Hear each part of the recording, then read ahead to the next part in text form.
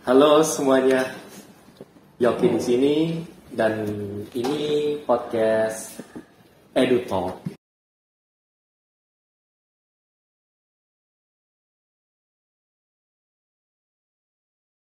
Jadi itu beberapa akhir ini tuh aku lagi aktif organisasi lagi dah, gitu. Jadi setelah sekian lama tuh berapa ya kurang lebih ada hampir 1 tahun lah nggak aktif karena emang ada lagi kerjaan juga. Dan waktu masuk kampus pun awalnya aku nggak tertarik buat aktif organisasi. Aku pikir tuh buat apa gitu. Dan setelah aku coba dan ada beberapa tawaran, ya alhamdulillah asik juga. Karena aku menemukan tantangan baru di situ dan ada beberapa challenge yang itu harus aku selesaikan. Gitu. Dan ada berapa kayak gimana ya, dongengan-dongengan aneh gitu loh.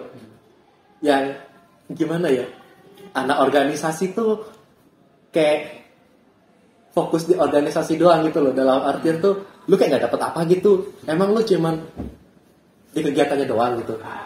Paham gak? Kayak aku ngeliatnya tuh gitu. Itu maksudnya gimana sih tuh? Jujur aku gak paham. Gimana maksudnya tuh? Kayak anak organisasi tuh kayak kegiatan doang gitu, nggak dapat apa-apa gitu. Mungkin ada siapa? Iya terserah deh. Siapa dulu?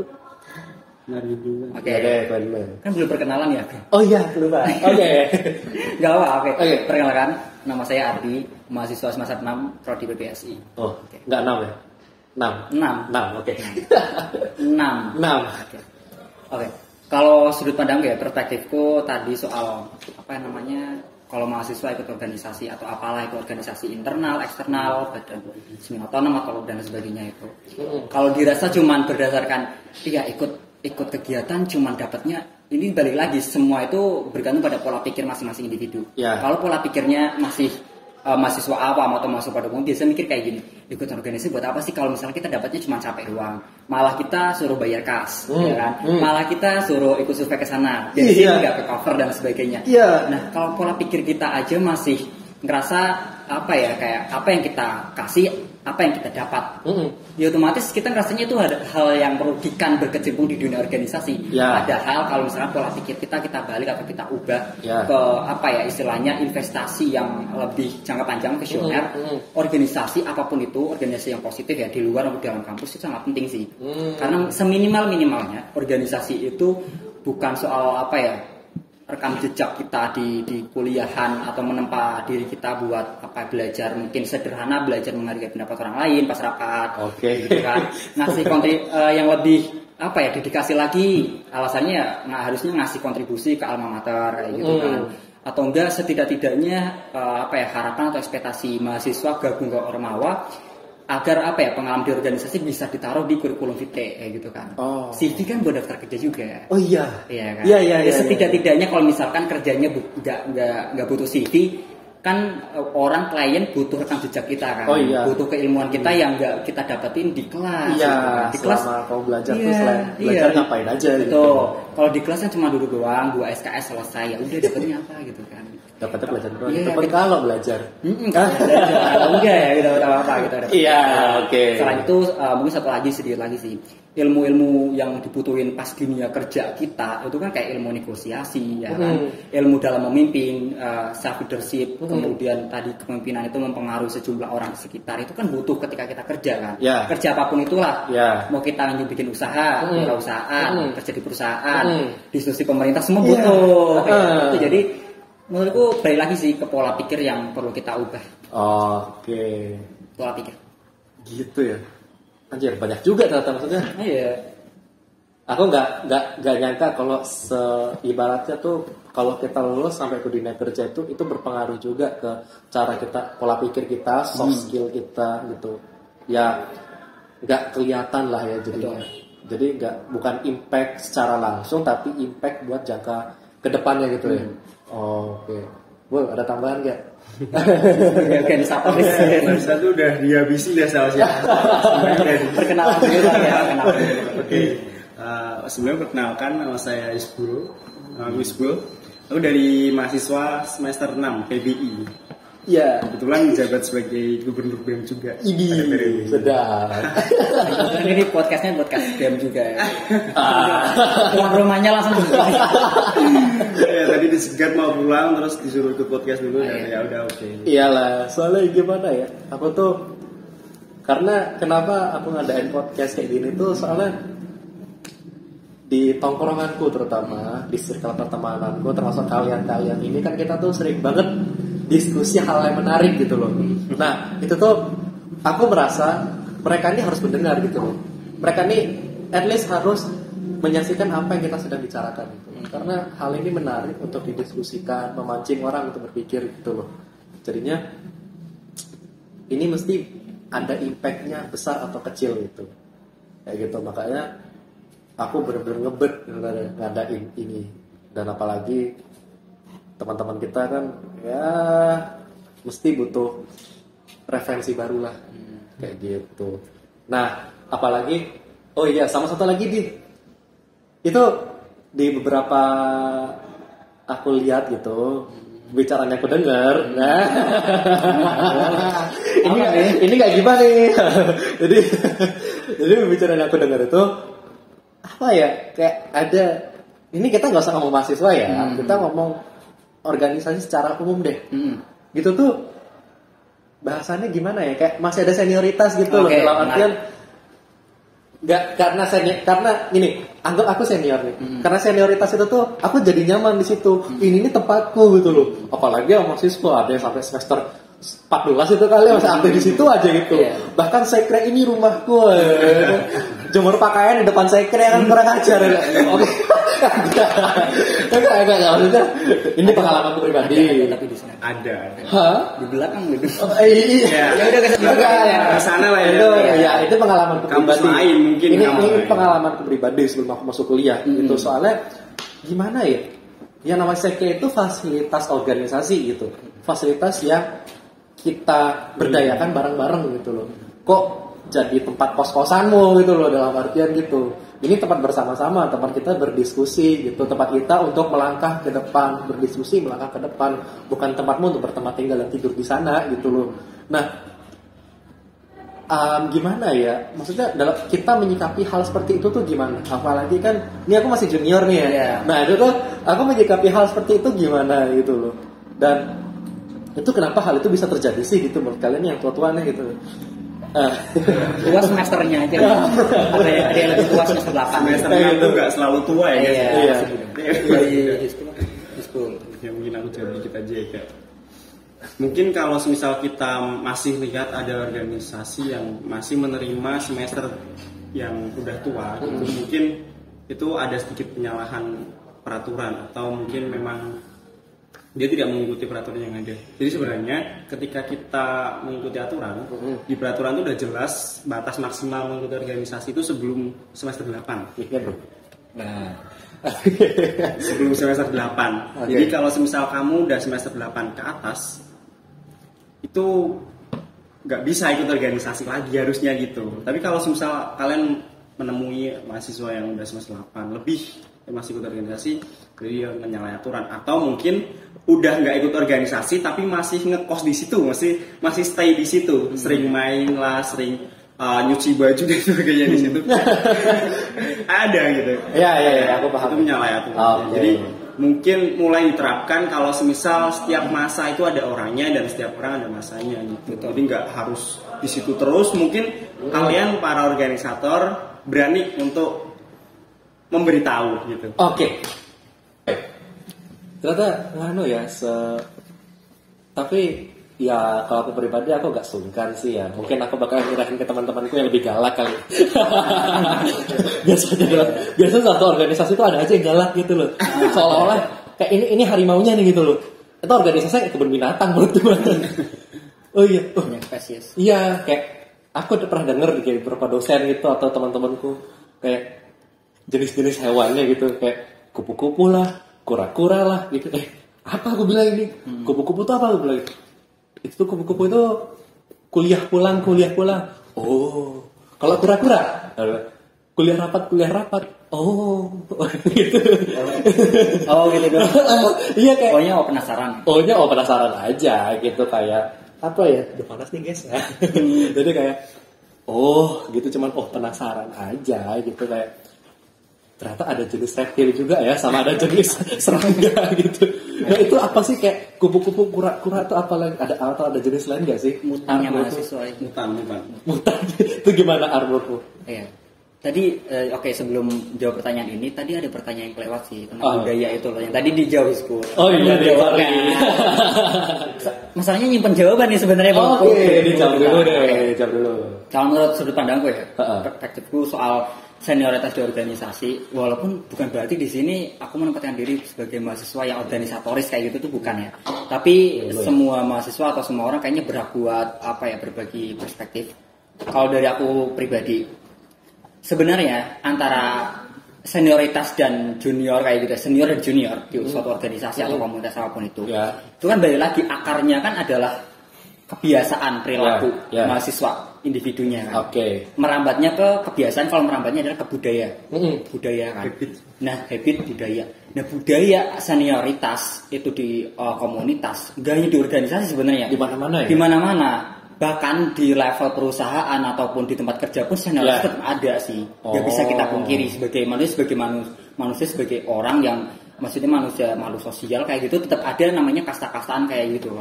Cuman kasusnya dalam kasus ini kalau di Ormawa menurutku senioritas itu enggak semua Ormawa itu ada karena senioritas itu ada di organisasi karena budaya yang dibawa di masing-masing individu itu.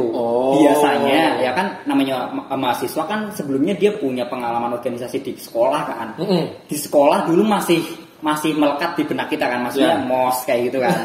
Nah, budaya MOS senioritas di sekolah organisasi siswa itu kadang masih ke bawah gitu loh. Kulturnya atau budaya ke bawah sampai ke organisasi mahasiswa dan akhirnya individu itu yang punya impact posisinya misalkan sebagai ketua atau koordinator, dia seolah-olah menularkan kembali budaya senioritas di organisasi baru itu. Padahal organisasi itu tuh nggak ada budaya senioritas, murni masih istilahnya kayak masih putih gitu loh.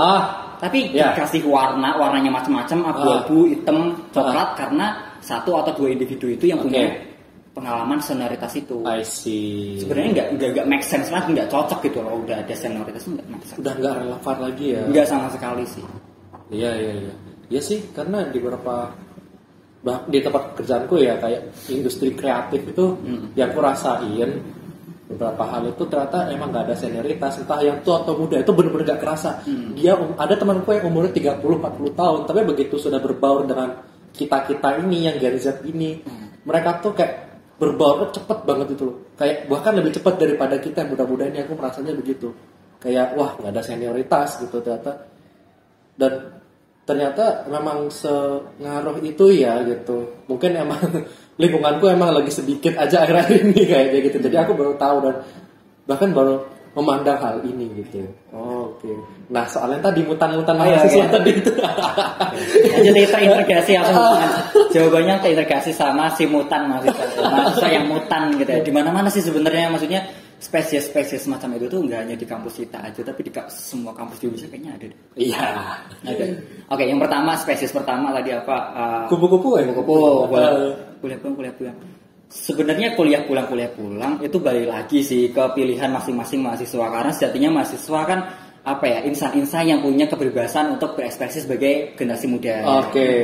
Ya kan, mereka berhak memilih antara selesai kuliah, kewajiban mereka kuliah ya udah kuliah selesai, ngerjain tugas, ya udah selesai, mau mereka setelah itu aktivitasnya mau ngapain, organisasi kayak nanti nyambung juga ke kuliah rapat kayak gitu.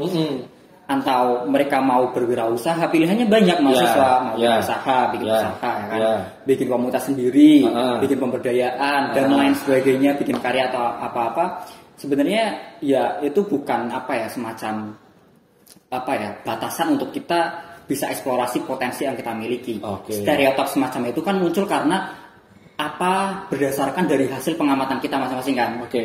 Kayak anak itu misalkan teman gue tuh satu anak si A si B kayaknya kuliah pulang. Jadilah muncullah gitu kan. Lihat lagi si D E F. Mungkin sebelum jadi kupu-kupu mereka jadi kepompong dulu kayaknya. Jadi istilahnya nolak dulu kayak gitu. Nolak dulu. Oh iya bener. Iya kan. Iya coy. Nolak dulu. Setelah itu ketularan sama temannya bergaul sama circle A, circle B kayak gitu kan. Jadilah mahasiswa yang misalkan pura-pura jadinya malah kura-kura ya. Benar sih kura. Oke. Nah, ini kura-kura nih. Kita ngomong kura-kura. Nah, ini. Gak soal pas kura-kura ini. Itu gimana tuh? Apa ya kayak menurutku mahasiswa kura-kura. Itu mahasiswa kura-kura gitu. Kura-kura ya. Iya, jadi kayak ini pandanganku lagi ya. Maksudnya kayak pendapatku pribadi. Mahasiswa kura-kura itu kuliah rapat. Yang aku pernah rasakan itu rapat itu ini ya buatku pribadi itu telah buang waktu gitu. Karena kita tuh berkutat di caranya eksekusinya gimana, gini gimana. Kita ngumpul 60 menit gibah, 5 menitnya rapat, ya gitu kan. Ayolah gitu loh. Kayak gitu loh. Jadinya menurutku wasting time banget. Bahkan mungkin kamu sering lihat, maksudnya mohon maaf ya teman-teman satu organisasiku ya gitu. Aku tuh jarang ikut rapat. Kalau semisal tuh kayak gak ada kemajuan yang signifikan gitu loh. Bahkan kemajuan kecil pun ayolah jangan saling buang waktu. Aku berharap tuh ada perdebatan ide, bukan perdebatan gibah gitu loh. Nah, langsung masukkan dari anggota ke ketua. Itu maksimumnya. Ini buat organisasi lain juga nih gitu loh. Kita simak evaluasi organisasi ini langsung. Enggak, ini bukan khusus buat BEM doang, tapi kayak semua, gitu. Pengalamanku pribadi di banyak organisasi gitulah gitu. Gimana itu soalnya kura-kura itu kuliah rapat ya menarik gitu. Itu stereotip yang udah dibangun gitu ya. Organisator itu pasti rapat gitu pasti kan. Pasti udah kebentuk kayak gitu. Cuma agak ya bener sih kata Mika. Kalau misal kita terlalu sering rapat, itu wasting time banget. Buang waktu lah. Sorry lebih gede lagi ya suaranya. Buat apa gitu loh. Okay. Saya kalau misal cuma jatuhnya nggak ada kemajuan, buat apa juga rapat gitu. Iya. Itu sebenarnya aku pernah baca di beberapa tulisan sih di itu di awal periode itu aku udah pernah baca dan mulai aku terapin di periodeku ini. Memang sebenarnya jarang rapat penting-penting tuh jarang, tapi aku lebih menekankan kayak ya udah kita lebih baik temanya akad dari awalnya bukan rapat tapi ngobrol santai aja, tapi dari obrolan itu ada hasil gitu loh, daripada kita akad di awalnya tuh mau ngadain rapat tapi malah hasilnya kayak gibah ya kan? Nah itu lebih menarik sih menurutku. Terus kura-kura itu ada lagi tambahan tuh. Selain kura-kura, kupu-kupu itu ada sebenarnya kata si Adi itu koala. Bukan baru itu. Bang kura-kura dulu deh, kura-kura dulu. Koala tadi dulu. Oke. Buat teman-teman juga kalau semisal memang merasa di rapat tersebut itu tidak terlalu berimpact ke diri kita, mending lebih baik izin, itu lebih bisa diterima daripada kalian datang cuma diem doang tiba-tiba pulang dan gak ada hasil apa-apa. Itu gak banget lah gitu. Mending kalian datang dan punya ide banyak, sampai di situ perdebatin sama semua orang dan ada hasil itu ya. Betul. Dan kalau kalian datang dan kalian merasa dibutuhkan oleh orang-orang, malah ini aku lebih appreciate akan hal itu gitu. Karena gak semua orang mau menyempatkan waktunya untuk membahas sesuatu yang bahkan belum ada gitu. Kayak gitu. Ya seperti yang kita lakukan ini. Nah. Kayak gitu. Nah, itu tadi satu mutan koala atau apa gitu. Nah, ini expertnya ini. Aduh, expert enggak. Gimana tuh koala tuh? Expert ada yang lebih expert lagi dua sama. Oke. Kalau ini versi ya, ini agak sedikit versiku sih. Koala tuh sebenarnya lebih condong kalau aku amati di kampus lain. Kampus lain bener-bener ini pertama ya, koala itu ada kuliah lomba gitu intinya. Dimana mahasiswa itu punya jiwa yang lebih kompetitif. Dalam hal ini aplikasinya ke kompetisi gitu ya. Kayak seolah-olah tuh kayak kehidupan sama dengan kompetisi gitu ya. Wow, human race. Iya, kehidupan kompetisi sama dengan menang dan kalah. Padahal kalau menurut perspektifku ya, aku bagian di sini tuh enggak hanya itu sih. Intinya gini deh, kompetisi aja labelnya kalau sekelas mahasiswa bukan lagi tentang menang dan kalah kalah. Ketika menang pun bukan lagi soal hadiah apa yang kita dapetin setelah pengorbanan yang kita berikan kayak gitu. Iya, karena gini deh. Karena kompetisi itu kan butuh proses yang panjang gitu kan. Proses yang panjang itulah akhirnya menemukan jati diri kita, identitas itu, identitas untuk mencapai suatu hal dan juga proses itu akhirnya mengajari kita untuk menghargai proses dan memaknai hasil kayak gitu. Bukan soal lagi menang dan kalah, karena gini deh. Baik lagi sih aplikasinya kan setelah lulus kita mau kerja nih. Dunia kerja kan sangat kompetitif. Ya setidaknya dengan kebiasaan kita berkompetisi dalam hal yang positif kayak gitu kan bisa membiasakan diri kita, membiasakan mentalitas kita untuk di dunia kerja, bukan orang yang gampang down kayak gitu. Memang orang yang gampang nyerah gitu. Ya gitulah. Intinya mentalitasnya tetap bisa kelatih dengan salah satu caranya kompetisi kayak itu. Kompetisi mahasiswa kan jenisnya banyak banget. Sesuai bidangnya juga bisa. Kalau mau makan kerupuk maksudnya kompetisi nggak tuh? Masuk. Waduh. Walaupun kompetisinya nggak serius kan, yang penting kan kebersamaannya ya nggak apa-apa. Nah, tadi ada kupu-kupu, kura-kura, koala gitu kan. Ini aku mikir, ini kampus atau kebun binatang gitu. apalagi koala termasuk jenis hewan yang dilindungi ya? Iya, nggak tahu sih. Iya di Australia. Koala terus kayak kanguru itu kan dilindungi kalau di Australia. Apalagi koala kan termasuk hewan yang jarang ya. Iya. Oh iya, mahasiswa koala juga mahasiswa yang jarang ya? Oh iya, cocok tuh berarti itu. Jarang ya. Iya, tapi jarang loh. Tapi koala jalannya lambat yuk. Iya, tapi nyatanya cepat. Kan maksudnya orang yang kompetitor kan harusnya Nggak bisa disamain juga dong kayak gitu dong. Iya sih ya. Oh ya, mungkin sama aja tuh soalnya kan spesies yang langka bisa dibilang. Jadi aja. Oh iya. Orangnya emang langka sih. Iya sih, gitu. Iya sih, kayaknya mostly mahasiswa koala tuh menurutku ya punya karakter lah. Bukan koala doang ya, tapi kayak yang anak organisasi atau yang kupu-kupu itu tuh punya karakternya masing-masing lah. Kayak gitu. Dan unik-unik menurut gue. Jadi nggak bosan aja loh ngeliat mereka lucu-lucu gitu loh. Biasanya lucu unik atau lucu anak gitu biasanya. Iya, kadang jadi hiburan juga buat tuh kalau ngeliat yang aneh-aneh gitu loh. Lucu karena beda dari yang lain. Iya, gitu. Jadi menurutku karena perbedaan itu tuh jadi suatu keindahan menurutku. Jadi ya karena perbedaan itu yang bikin indah. Gitu. Perbedaan. Iya. Itu kuat seharusnya tuh. Karena satu perbedaan itu bikin. Editor, edit ya nanti ya. Editor kerja. Aduh. Yang ini siapa sih? Ya, yang ini tadi di sini katanya. Oke, jadi kan ada kupu-kupu, kura-kura, koala. Nah, menurut kalian nih, the best versi mahasiswa kayak gimana gitu? Bahkan ada di beberapa kasus tuh aku ngeliat nih mereka ngerangkap semuanya tuh. Maksudnya bukan kupu-kupu lagi ya, udah kura-kura sama koala lah. Udah kura-kura, koala lagi. Semua diraup aja. Diraup. Apalagi tugasnya bagus-bagus tuh. Nah, itu heran itu kok bisa gitu loh. Menurutmu Bol gimana tuh Bol? Ini ngomongin teman sekelasnya nggak sih? Enggak lah. Gitu. Menurutku kok bisa gitu loh? Nggak ada yang terbaik sih, semuanya tuh tergantung pilihan dari kita ya. Karena orang memilih jalan itu karena memang dia tahu posisi dia di mana. Ada yang memilih kupu-kupu karena memang dia strict parent, jadi kalau kemana-mana tuh sulit. Ikut lomba kesana juga sulit, ikut organisasi apalagi lebih sulit. Ada yang gitu. Juga ada yang memang dibebasin sama orang tuanya gitu. Silahkanlah, kamu udah gede, kamu bisa tahu mana yang salah mana yang bener, pilih aja gitu. Ada juga yang orang tuanya tuh nyuruh kamu harus ikut lomba ya, nanti harus gini ada basicnya atau apa gitu. Itu tergantung dari senyaman kita kalian aja, dan yang paling penting kalian tahu posisi kalian di mana gitu.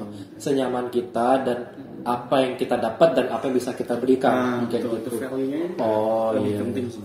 Daripada kita memilih, kita dari awal masuk mau memilih yang mana nih yang paling keren tuh, nggak bisa disamain semuanya. Jadi aku nggak bisa ngasih saran buat kalian, itu cuma perlu kalian tahu, kalian kalau mau memilih kalian harus tahu posisi kalian dulu di mana gitu. Dan apa yang ingin kalian dapatkan gitu. Yang ingin kalian dapatkan. Apa yang bisa kalian berikan juga.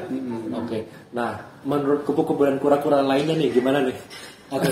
Sebenarnya sepaham juga sih pemikiran bahwasanya apapun itu ya, maksudnya pilihan itu sebenarnya nggak ada yang terbaik. Terbaik itu dalam artian menurut kita masing-masing aja. Kita milih ini yang terbaik buat dia, buat kita sendiri. Ya karena kita memang butuh itu. Minimal kita ada rasa keinginan kan.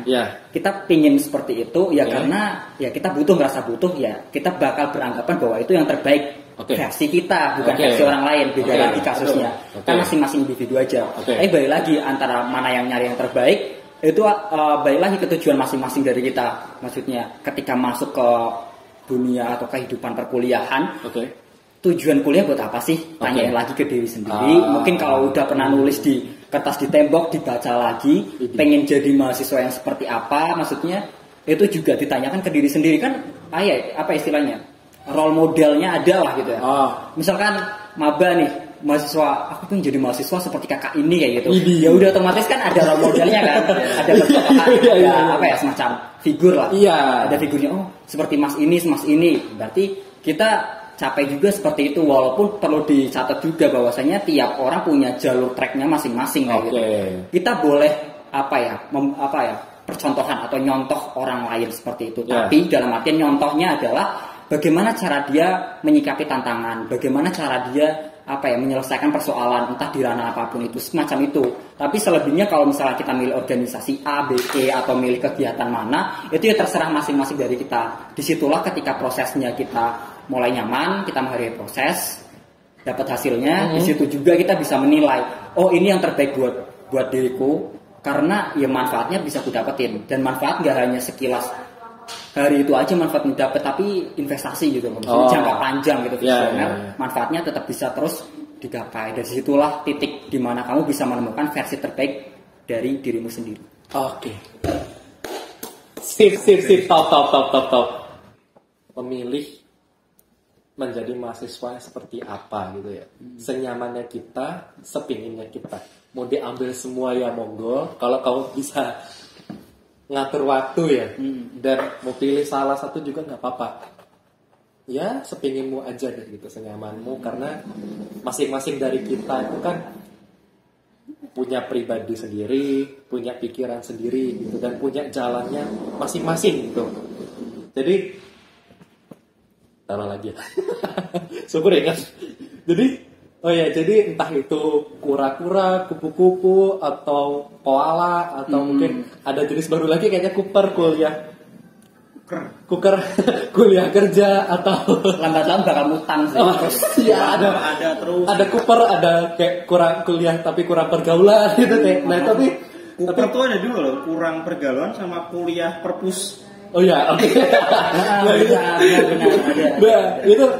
Itu baru lagi itu senyamannya kita memilih jalan ya, dan kita pinginnya kayak gimana, dan kita bisa ngasih impact seperti apa gitu.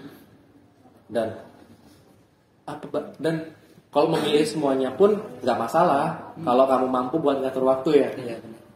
Dan setiap orang yang punya caranya sendiri-sendiri, dan kita nggak bisa juga buat ngasih tips bahwa ini yang terbaik, ini yang kurang gitu loh. Karena versinya beda-beda. Iya, karena masing-masing dari kita tuh berbeda gitu. Betul. Seperti baju kita ini gitu. Serupa tapi tak sama. Baju tapi ada yang formal, ada yang casual, ada yang bengkel. Warnanya sama tapi modelnya beda-beda gitu. Nah, jadi buat teman-teman, terserah deh kamu mau pilih yang kayak gimana, terserah mau versinya seperti apa, senyamannya kalian passionate-nya di mana, mau milih semuanya nggak masalah. Gitu. Yang penting kalian semangat dan totalitas dalam menjalani semuanya, gitu. Betul. Betul sekali. Closing statement mungkin. Closing statement ini sebenarnya prinsipku ya gitu. Lakukan segalanya seolah-olah kamu akan mati besok. Kenapa? Ini kayak di Google ada deh. Hai. Ya aku sering dengar kalimat itu. Cuman nggak apa-apa. Prinsip ya. Tolonglah. Bentar, karena versi orang kan beda-beda tadi kan. Versi dia kita dengerin dulu lah. Iya, nah kenapa tuh kayak gitu? Soalnya kalau seolah-olah kita tahu kita mati besok, kita tuh bakal ngelakuin semuanya itu dalam totalitas. Betul. Total gitu. Termasuk detik ini pun. Iya. Bahkan persiapan ini pun aku gila-gilaan gitu. Iya, asalkan kalian tahu di belakang itu. Iya. Kayaknya sudah itu aja ya. Iya. Mungkin teman-teman yang lain ada? Kalau dari aku sih itu ya, kalian harus tahu posisi kalian pertama, terus kalian pilih kalian butuh apa, kalian mau mencapai kemana, lakukan hingga itu selesai, tanggung jawab apa yang telah kalian pilih dan selesaikan apa yang kalian pilih. Jadi prinsip itu biasanya kayak gitu. Kalau misal aku udah milih, aku harus tanggung jawab sampai selesai. Perfect or nothing. Idih. Cakep. Lanjut, mungkin kamu ada argumen tambahan. Oke, tambahan aja sih terakhir. Biasanya terakhir itu kan wow gitu ya. Jangan berekspektasi wow ya. Makanya aku yang bertawarkan. Iya, biasanya karena ekspektasi itu kan dipatahkan oleh realita. Oke, ini kasih realita nih kan tadi. Satu kata aja sih. Sama, tadi kan prinsipnya mirip-mirip yang ada di Google gitu ya. Kalau prinsipnya ini nih, prinsipku adalah berproses dalam diam, berbicara dalam hasil. Ini sedap.